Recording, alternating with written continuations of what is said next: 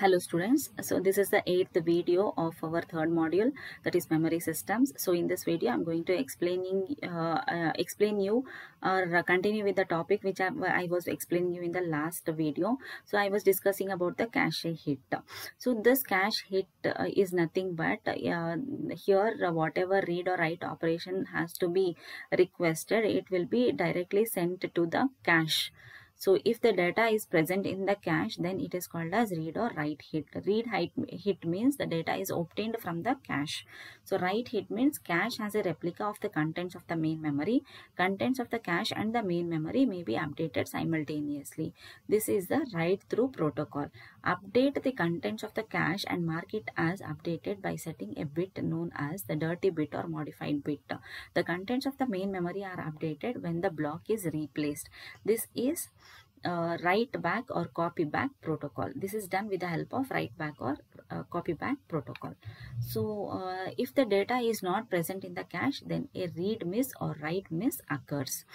So if the data is not present, requested data is not present in cache, then read miss or write miss occurs. So what is this read miss and write miss? We'll see now. Block of words containing this requested word is transferred from the memory. After the block is transferred, the desired word is forwarded to the processor. The desired word may also be forwarded to the processor as soon as it is transferred without waiting for the entire block to be transferred. So this is called load through or early restart. So write through protocol is used, and then the contents of the main memory are updated directly. If write back protocol is used, the block containing the addressed word is first brought into the cache. The desired word is overwritten with new information. So this is about read miss and write miss. A bit called as valid bit is provided for each block. If the block contains valid data, then the bit will be set to 1, else it will be 0.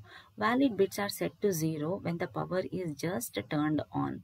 When a block is loaded into the cache for the first time, the valid bit is set to 1. So data transfers between the main memory and the disk occurs directly by passing the cache. When the data on a disk changes, the main memory block is also updated. So however, if the data is also resident in the cache, then the valid bit is set to 0. So data transfers between the main memory and the disk occur directly by bypassing the caching. So without the intervention of cache, so what happens? The data transfer between the main memory and the disk will be occurring. When the data on a disk changes, the main memory block is also updated. However, if the data is not resident in the cache, then the valid bit will be set to 0. What happens if the data in the disk and the main memory changes and the write back protocol is being used? So in this case, the data in the cache may also have changed and is indicated by the dirty bit. The copies of the data in the cache and the main memory are different. This is called as cache coherence problem. One option is to force a write back before the main memory is updated from the disk. So we'll see here, we are aware of the mapping functions. Mapping functions means how actually the cache and the main memory contents will be mapped. So here the mapping function determines how memory blocks are being placed in the cache. A simple processor example we can see.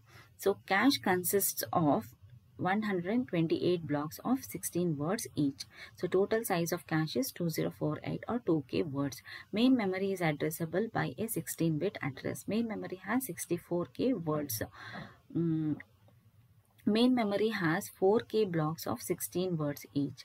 So here 3 mapping functions can be used: direct mapping, associative mapping, and set associative mapping. Okay. So here we can see the direct mapping first. So you can see this is the cache. It will be of less capacity when it is compared with the main memory. So this is the main memory. So here you can see, so cache capacity, sorry, here you can see cache capacity, total size of cache is 2048 or 2k words. Cache consisting of 128 blocks of 16 words each. So here blocks 0, block 1 till block 127. So each block it will be consisting of 16 words each. Okay, so next, the main memory, it is addressable by 16-bit address. So main memory has 64k words. Main memory has 4k blocks. 4k blocks it will be having. So total 4096 blocks, and here it will be consisting of 4 blocks of 16 words each.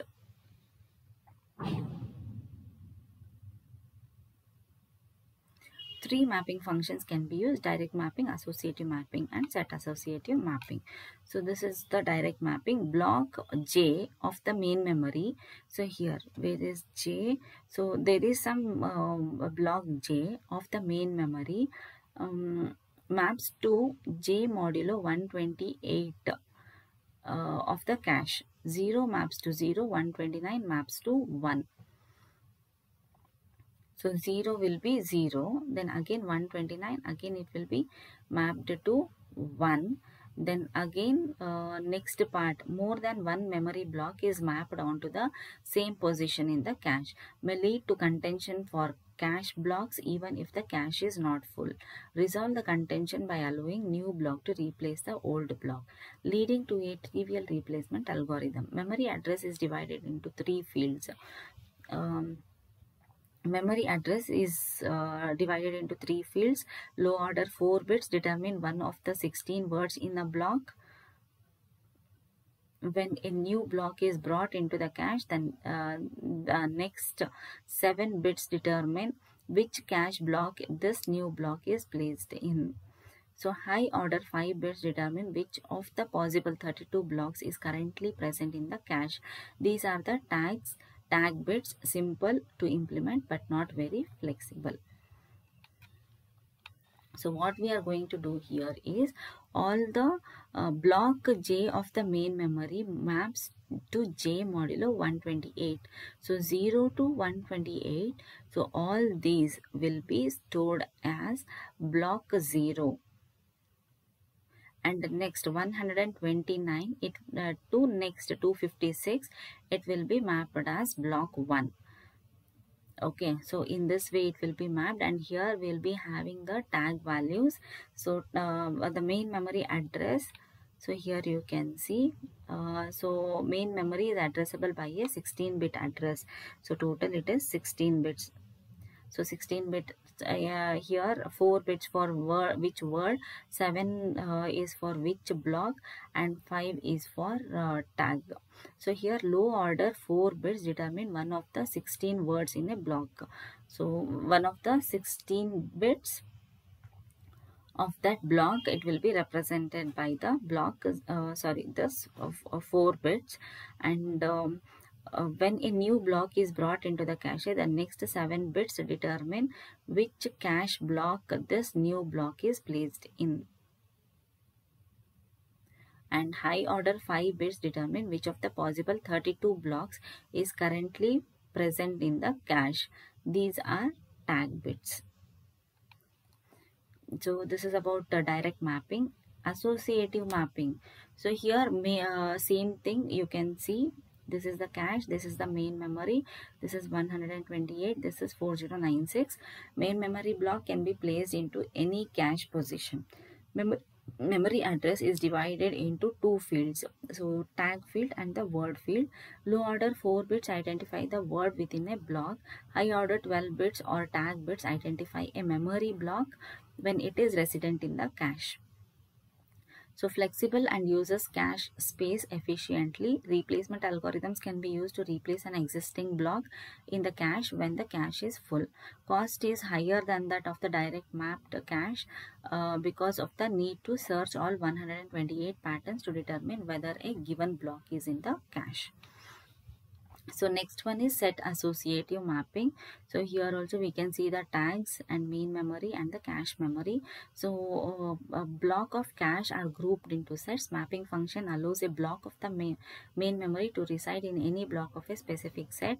Divide the cache into 64 sets with 2 blocks per set memory block 0, 64, 128, etc. map to block 0, and they can occupy either of the two positions. Memory address is divided into three fields here. So 6-bit